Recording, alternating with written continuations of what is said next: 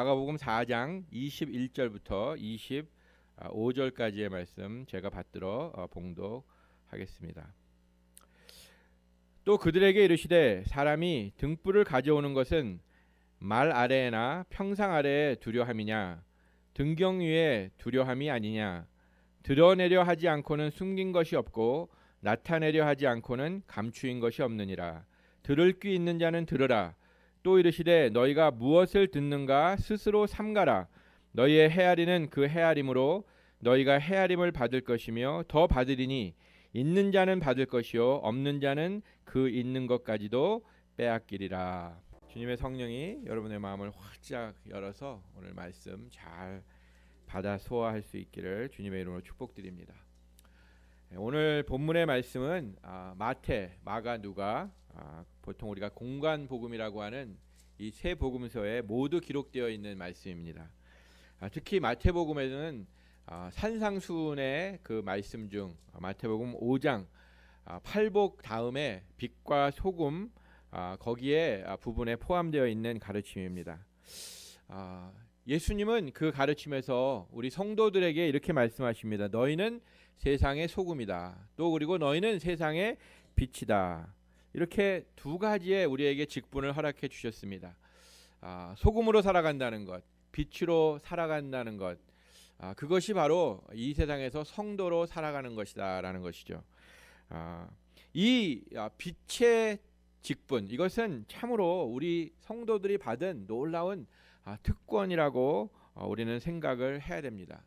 우리가 이렇게 빛이 될 수 있었던 것은 바로 예수 그리스도와 연합되었기 때문에 예수 그리스도께서 친히 이렇게 말씀하셨죠. 내가 세상에 있는 동안 세상의 빛이로다. 나는 세상의 빛이다. 내가 빛이기 때문에 그 주님과 함께 연합된 하나님의 자녀들, 구원받은 성도들은 바로 그 빛의 직분을 받은 것입니다. 예수님께서 오늘 이 마가복음 4장을 가르쳐 주시는 배경은 우리가 4장 10절에서 찾아볼 수가 있습니다.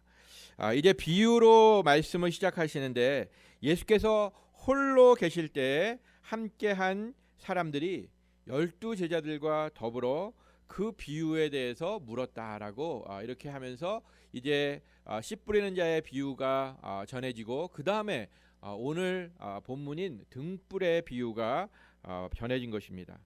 이거는 군중들에게 하신 말씀이 아니죠. 이렇게 뭐 우리가 보통 얘기하는 많은 그저 무리들을 모아놓고 주님께서 말씀하신 것이 아니라 주님을 가깝게 따르던 특정한 인물들, 그 중에 특별히 12제자들 앞에서 주님께서 해주신 말씀입니다.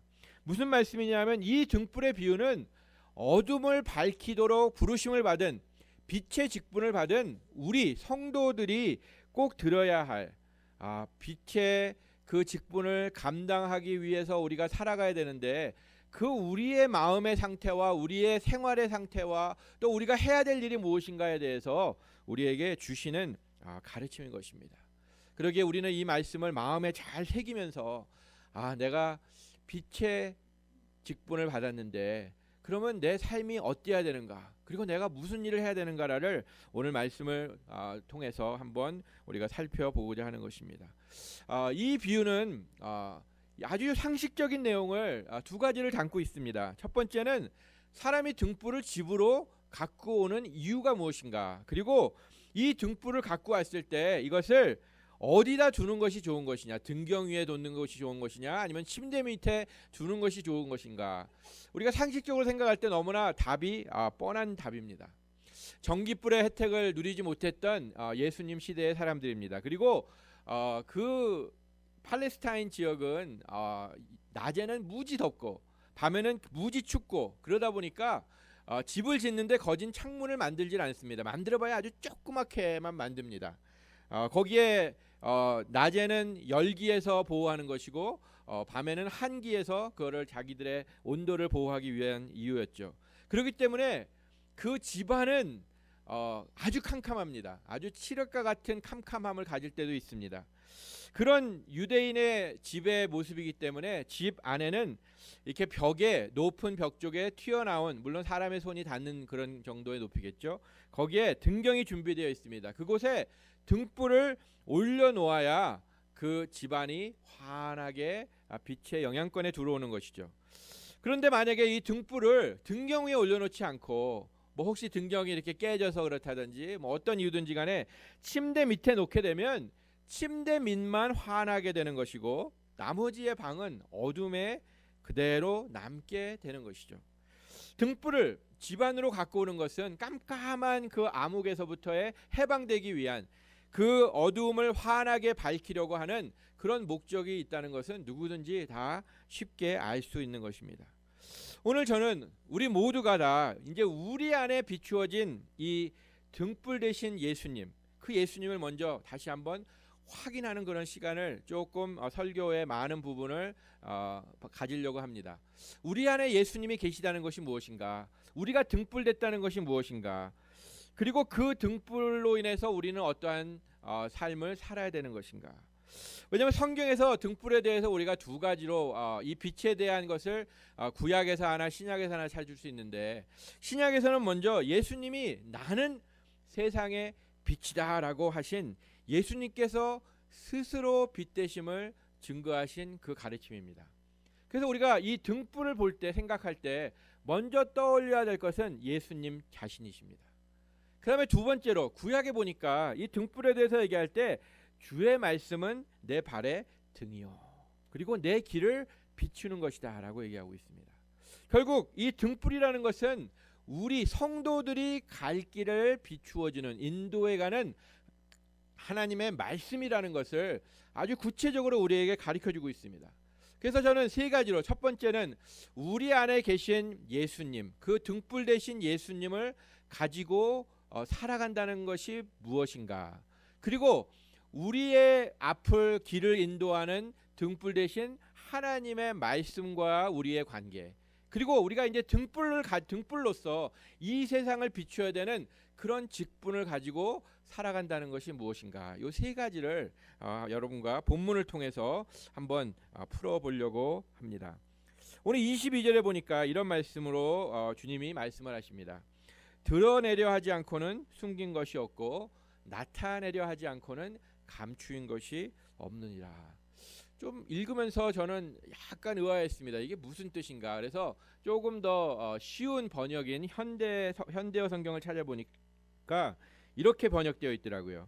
감추어진 것은 나타나기 마련이고 비밀은 드러나기 마련이다. 조금 이렇게 어려운 말을 조금 쉽게 풀어놨습니다. 감추어진 것은 나타나기 마련이고 그 다음에 비밀은 드러나기 나기 위해서 있는 것이다 라는 것입니다.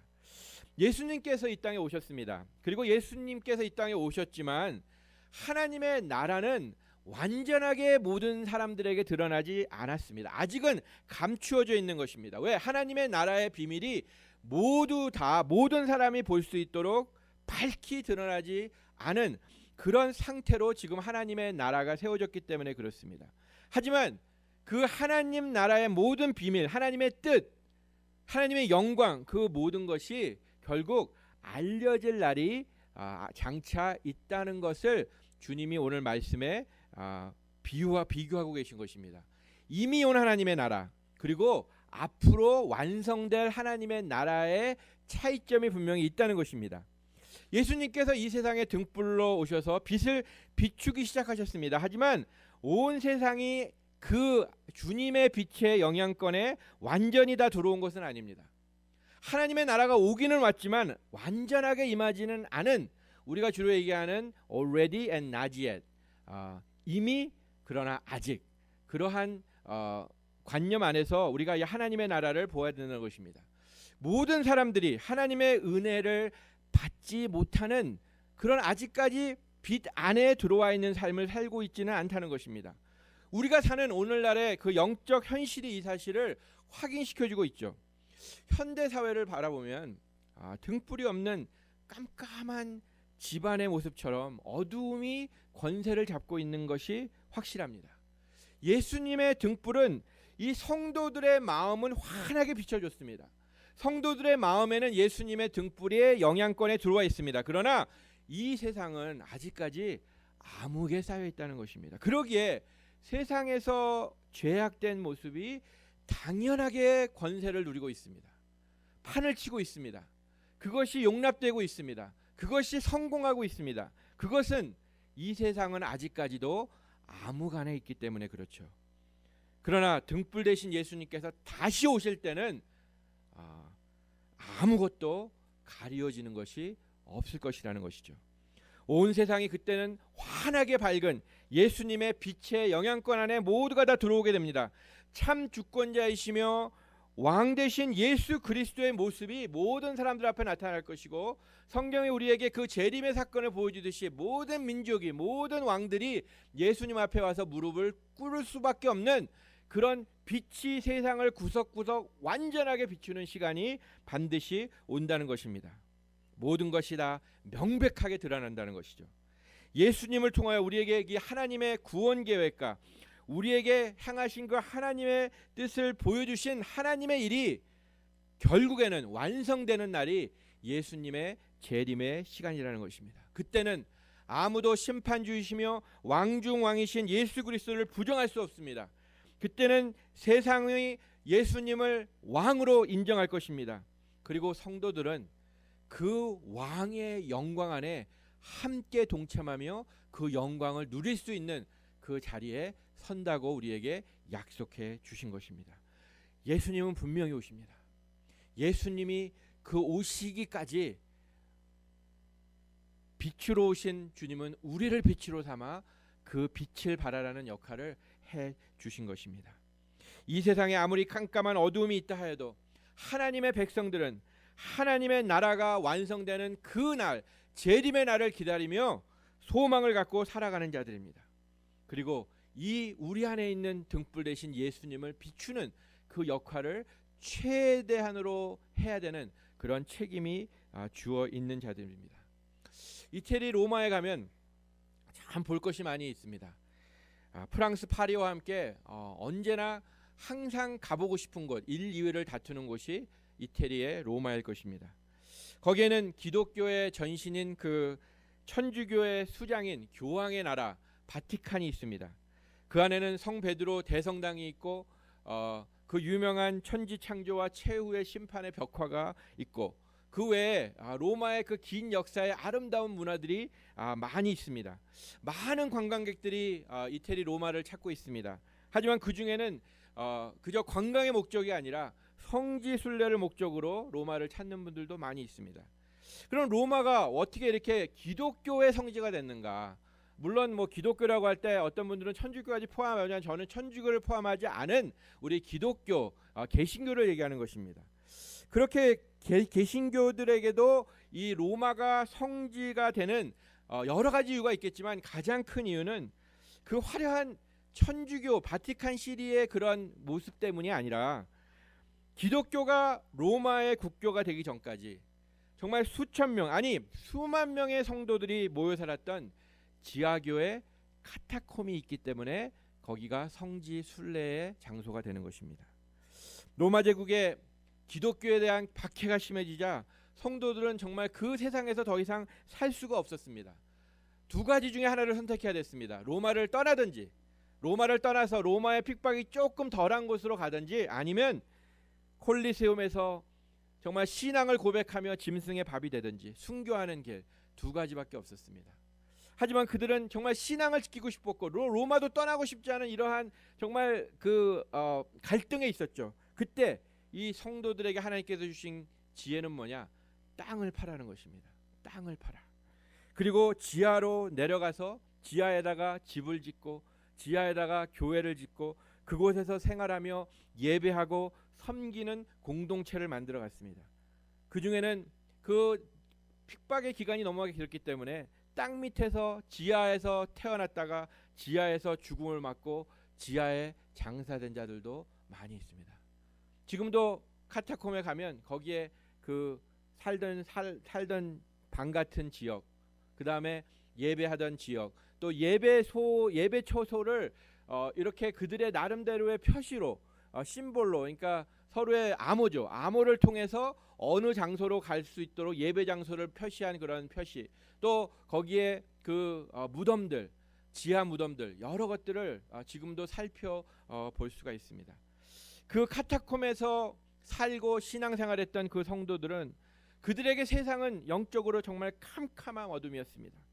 시각적으로 캄캄한 땅 밑으로 들어갔지만 그들은 오히려 그 지하에서 장래에 올 하나님의 나라에 대한 소망을 가지고 그들의 마음은 어둡지 않았습니다. 주위는 캄캄했지만 마음에는 빛이 있기 때문에 그렇습니다. 그들의 마음을 비치고 있는 이 예수 그리스도의 등불은 그들로 신앙을 지키게 하였고 계속하여 예수 그리스도를 증거하는 삶을 살게 하였던 것입니다. 얼마나 빨리 그 카타콤의 성도들을 통해서 그 예수가 전파됐는지 결국 교 카타콤이 한 곳에서 두 곳으로, 두 곳에서 열 곳으로, 열 곳에서 수많은 카타콤을 이루게 되는 그런 상황이 되었고 결국 그들은 믿음의 승리를 하고 지상으로 나와 지상에 교회를 세울 수 있는 승리를 맛볼 수 있었습니다. 모든 성도의 마음에는 이 등불이 있습니다. 주님이 우리 안에 계십니다. 우리가 잘 알고 있는 씨 뿌리는 자의 비유를 보면 하나님의 말씀이 우리의 마음에 떨어졌다고 합니다. 그리고 이 씨는 우리의 삶 속에 우리의 삶을 비추며 우리의 삶을 인도해가는 그러한 역할을 한다고 말씀하시고 계십니다. 그렇다면 우리의 진정한 현신의 모습은 어떻습니까? 항상 자신의 어둡고 수치스러운 부분들을 숨기고 감추려 하지는 않습니까? 아니, 다른 사람들의 눈으로부터 그것을 감추려 하고 내 눈으로도 그것을 보기 원치 않아 숨기는 그 일에 노력하고 있지는 않습니까? 더 나아가 하나님의 눈 앞에 마저도 나의 죄악의 모습을 감추려고 하지는 않습니까? 아담과 이브가 그랬죠.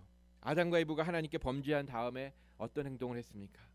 자신들의 수치를 발견했습니다. 그리고 그 수치를 가지고 하나님 앞에 나간 것이 아니라 자기 나름대로 나뭇잎으로 옷을 만들어 그 수치를 가려보려고 노력을 했습니다. 숲속에 숨었습니다. 하나님으로부터 도망갔습니다. 이것이 우리의 부족한 우리의 연약한 우리의 모습인 것입니다. 이러한 우리의 죄의 성향, 이것을 너무나 잘 아시는 하나님께서는 그러기에 우리의 마음속에 주님의 빛을 비추어 주셔서 먼저 구원받게 해주시고 그리고 계속해서 우리의 죄의 모습이 드러나도록 우리 안에 주님의 그 영을 심어주신 것입니다. 어둠 안에 있을 때는 더러운 것이 드러나지 않습니다. 그렇기 때문에 모든 것이 다 그냥 괜찮아 보입니다. 그러나 빛이 보이면 모든 것이 다 드러나게 되어 있죠. 하나님의 주님의 말씀에 드러난 우리의 연약하고 험한 죄악스러운 모습을 볼 때 우리는 놀랍니다. 아, 내가 이럴 수가 있구나. 우리의 약한 것이 빛에 드러나면 어떤 것이 드러납니까? 우리의 정말 생각 깊은 것까지도 드러납니다. 우리의 의도가 드러납니다. 다른 사람들은 모르죠. 다른 사람들은 우리의 겉에 드러나는 행동만 봅니다. 그러나 주님은 우리의 의도를 밝혀주십니다. 의도가 옳은 의도인지 나쁜 의도인지 또 우리가 숨기고 싶어하는 것들 정말 나만 혼자 알고 싶어하는 것들을 우리에게 가르쳐 주시면서 그것이 잘못됐다는 것을 보여주십니다. 아니 정말 적나라하게 나타내 주십니다. 그러한 추한 우리의 모습을 먼저 보지 않고는 우리가 하나님께 받은 은혜를 깨달을 수가 없는 것입니다. 왜냐하면 하나님의 은혜만이 하나님의 그 능력만이 우리를 이 죄악에서부터 구원할 수 있는 분이기 때문에 그렇습니다. 주홍같이 붉은 우리의 죄가 하나님의 은혜 안에 있을 때 눈과 같이 휘어질 수 있는 것입니다.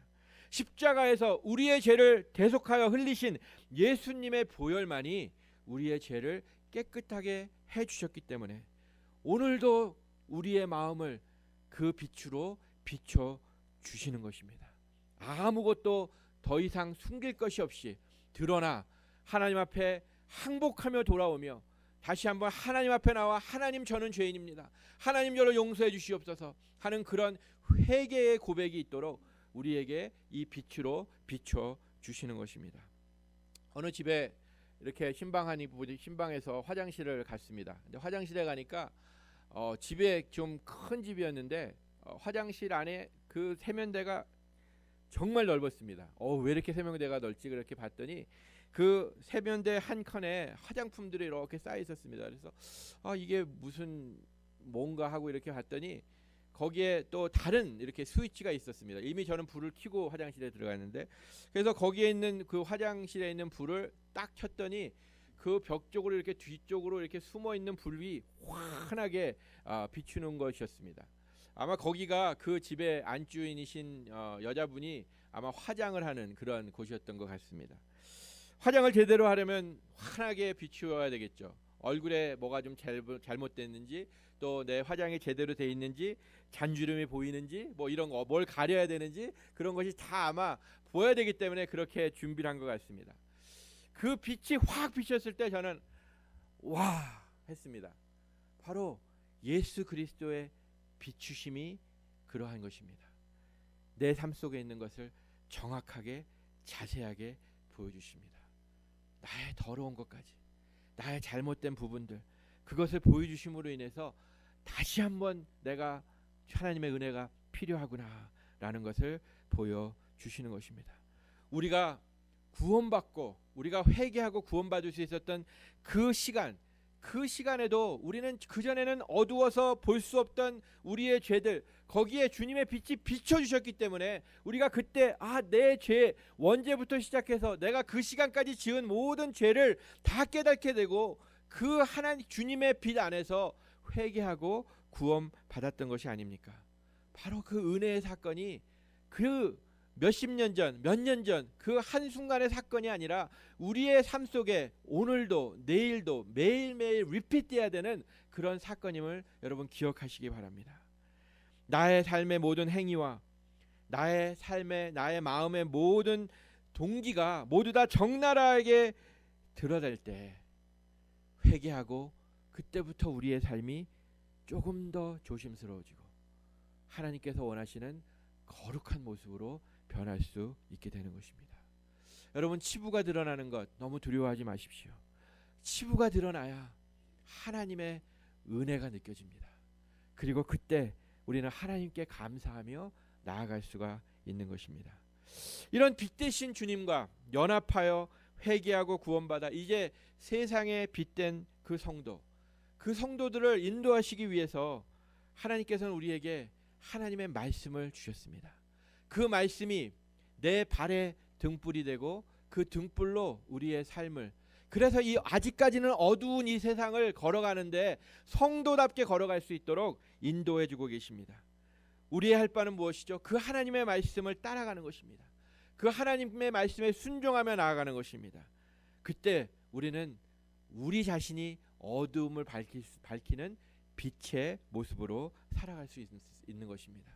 하나님의 말씀은 어떤 것이죠? 그것은 진정한 진리입니다. 영원히 변하지 않는 진리입니다. 많은 사람들, 세상 사람들은 이 진리를 추구하죠. 그래서 철학이라는 것이 생기지 않았습니까? 그래서 다른 어떤 종교가 생기지 않았습니까? 나름대로 진리를 추구합니다. 그렇지만 진정한 진리인 하나님의 말씀은 외면하고 있습니다. 아직까지 그 하나님의 많은 모든 비밀들이 다 드러나지 않고 숨겨져 있기 때문에 그런 것 같습니다. 이 세상에서 사람들이 추구하는 진리라는 것, 철학이라는 것, 종교라는 것, 그것은 상황과 시대에 따라 변하기 때문에 참 진리일 수가 없습니다. 한때는 옳습니다. 하지만 또 시간이 지나가면 이것이 비진리가 됩니다. 그리고 누가 보느냐에 따라, 누가 판단하느냐에 따라 그 사람들의 평가가 다른 평가에 따라서 진리가 됐다가 비진리가 됐다, 이렇게 바뀌는 것이 세상의 모습입니다. 그러나 하나님의 말씀은 어떻겠죠? 일관성이 있습니다. 영원합니다. 변하지 않습니다. 여러분 혹시 빌리 브란트라는 사람을 아십니까? 1970년대에 베를린의 시장이었던, 독일 그때 서독의 베를린의 시작이었던 사람입니다. 그리고 그는 결국에 나중에 노벨 평화상을 수상한 사람인데, 그는 그 당시에 우리는 이제 남북으로 이렇게 나눠져 있지만 동서로 나눠져 있는 그 독일이 결국 1990년마다 통일하는 데 있어서 이 빌리 브란트라는 이분이 기초를 닦아놨기 때문에 그 일이 가능했다고 역사학자들은 말하고 있습니다. 그렇기 때문에 오늘 지금 동서독이 통일 독일에서는 이 사람은 영웅입니다. 물론 그 당시에 누가 시장이었고 누가 그 총리였고 하는 것도 중요하지만 빌리 브란트라는 사람을 인정하기 때문에 이 세계 노벨 평화 수상도 한 것이죠.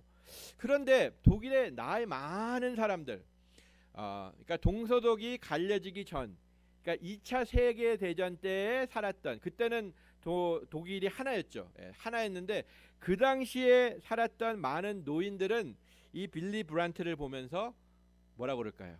영웅이라고요? 아니에요. 반역자라고 얘기합니다. 왜냐하면 그 빌리 브란트에 대해서 그들은 이렇게 평하고 있습니다. 우리가 세계를 향하여 전쟁하고 있을 때, 우리가 세계를 독립시키려고 할 때 저 빌리 브란트 사람은 독일의 레지스상티에 가담했던 악당이었다. 악당, 영웅. 그에 대한 평가가 이렇게 다릅니다. 누구의 시각으로 보느냐에 따라 영웅도 됐다가 매국노도 됐다가 어떠한 시기에는 옳은 것처럼 됐다가 또 나중에는 나쁜 것으로 됐다가, 이렇게 세상이라는 것은 평가에 대해 평가가 다르게 나올 수 있다는 것입니다. 하지만 우리 하나님의 말씀이 왜 이것이 진정한 진리인가? 그것은 영원 불변하신 예수님에 대해서 증거하고 있는 것이기 때문에 그렇습니다. 영원 불변하신 예수님, 예수님에 대한 평가는 2000년 전이나 지금이나 또 장래에나 똑같이 영원토록 일관성 있게 똑같은 그런 평가를 받는 그런 예수님의 스토리가 성경이기 때문에 이것은 참으로 변할 수 없는 진리인 것입니다. 이러한 하나님께서 이 말씀을 통해서 우리에게 우리의 삶에 등불이 되도록 만들어 주셨습니다. 그리고 그 말씀을 통해서 여러분과 저의 삶을 인도해 가시고 계십니다. 그러기에 우리 성도는 이 성경을 읽어야 됩니다. 성경을 외워야 됩니다. 성경을 공부해야 됩니다. 성경을 묵상해야 됩니다. 그 읽고 외우고 공부하고 묵상하는 것을 통해서 우리가 추구하는 것은 무엇이냐? 예수 그리스도를 아는 지식이 더욱 우리 안에 많아져서 우리가 신앙적으로 성장하기를 바라는 것입니다. 안타까운 것은 이런 신앙의 정체에 있는 성도들이 너무나 많다는 것입니다. 정체에 있다는 건 무엇이죠? 예수 믿은 그 순간에 잠깐 자랐다가 어느 그 시점부터는 그저 똑같이 그저 다람쥐 쳇바퀴 돌아가듯이 변화하지 않는, 그런 성장하지 않는 그런 모습으로 있다는 것이죠. 여러분, 미끄럼대를 이렇게 요 근래에 한번 올라가 보신 적이 있습니까? 미끄럼대에 올라가면 맨 위에 올라가 있을 때는 이렇게 서 있기가 괜찮습니다. 그러나 조금 이렇게 내려가서 중간에서 내 자신을 지키려고 하면 굉장히 힘들죠. 거기에서 두 가지 길밖에 없습니다. 그저 중력에 따라 그냥 내려가든지 아니면은 다시 한번 그 위로 올라가든지, 그 두 가지 길밖에 없는데 올라가기 위해서는 여러분 얼마나 많은 노력이 필요합니까? 어렸을 때는 쉽게 올라갔던 것 같아요. 몸이 가벼우니까. 근데 요즘은 미끄럼틀에 가면은 올라가는 것은 거진 포기해야 됩니다. 제 몸무게가 무거워지다 보니까 그냥 내려가는 것이 더 오히려 당연한 것처럼 느껴집니다. 그와 같이 우리 신앙생활이라는 것도 마찬가지입니다. 미끄럼대 중간에 있다고 여러분들이 생각해 보십시오. 여러분들이 신앙 성장을 하기 위해서는 너무나 많은 노력을 해야 됩니다. 하지만 아무런 노력을 하지 않는다면 정체에 있는 것만도 다행인데, 그때는 중력에 의해서 이 죄 많은 세상의 유혹에 의해서 우리는 내려갈 수밖에 없는 그런 처지에 있다는 것을 여러분 기억하시기 바랍니다. 우리의 신앙의 성장이라는 것, 우리에게 하나님께서 말씀을 주셔서 우리를 인도해 가시는 그 목적은 우리가 정체에 있지 않고 내려가지 않고 더 하나님께로 가까이 갈 수 있는, 하나님에 대한 그 예수 그리스도에 대한 지식으로 성장하기를 원하는 그런 마음에서, 그런 방편으로 우리에게 말씀을 허락하신 것입니다. 우리가 말씀을 들을 때 그 하나님의 말씀을 온전히 깨달으며 세상이 아닌 하나님께 나의 마음을 집중하도록 우리에게 하나님의 말씀을 허락해 주신 것입니다. 이 말씀을 읽고 듣고 배우면서 여러분 순종하시기를 주님으로 축복드립니다. 등불로 내 마음에 임하셔서 나를 밝히시고 나를 등불 삼아 주시고 하나님의 말씀으로 또 등불 삼아 마지막 때까지 이 어두운 세상에서 등불의 삶을 살아갈 수 있도록 인도하시는 그 하나님, 얼마나 좋으신 분이십니까? 그리고 우리가 마지막으로 이제 기억해야 될 것은 이 말씀의 비유 안에 나타나는 24절에 있는 말씀입니다. 너희가 무엇을 듣는가 스스로 삼가라. 너희의 헤아리는 그 헤아림으로 너희가 헤아림을 받을 것이요 또 더 받으리니. 역시 이 말씀도 저는 현대어 성경으로 한번 찾아봤습니다. 그랬더니 조금 더 쉽게 우리에게 전해주고 있었습니다. 한번 잘 들어보십시오.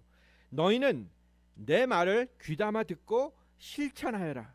그렇게 하면 그만큼 더 많은 것을 얻게 될 것이니라.